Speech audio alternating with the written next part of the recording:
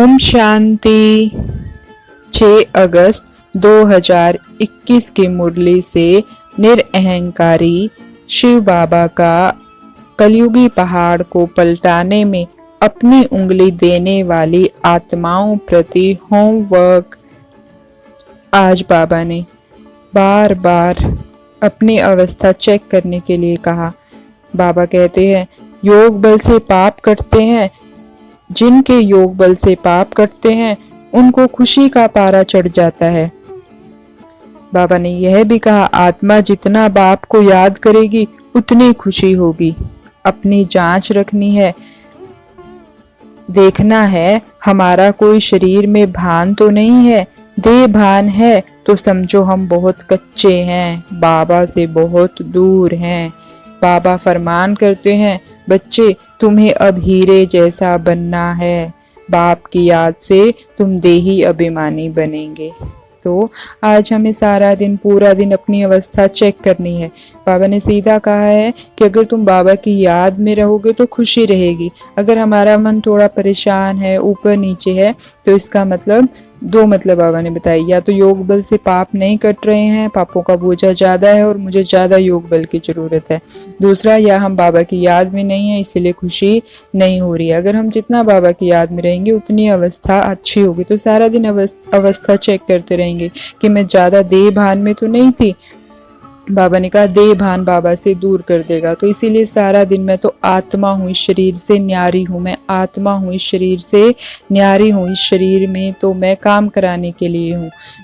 आज हम ये भी बाबा ने कहा शरीर की संभाल करनी है, क्योंकि इस अंतिम शरीर में ही हम भगवान को पाते हैं, इस योग कर सकते हैं। तो इस बाबा ने कहा इस शरीर की संभाल करनी है।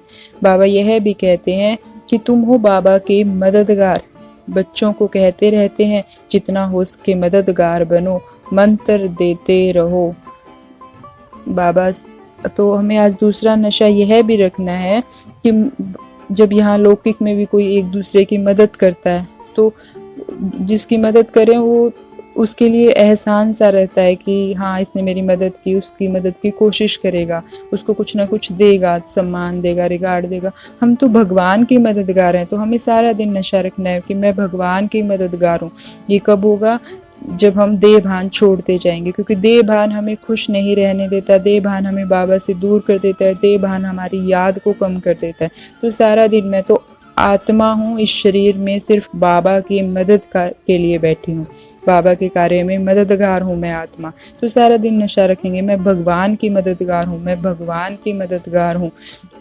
तो खुशी का पारा चढ़ता जाएगा और देह भान हटता जाएगा। बाबा ने आज यह भी कहा कि शांति माना अहम आत्मा शांत स्वरूप हूँ, सो तो है ही, इसमें बोलने की दरकार नहीं है। तुम तो अर्थ समझते हो, फिर ओम शांति कहना भी फालतू है। हाँ, एक दो से ऐसे पूछ सकते हो कि शिव बाबा की याद में हो।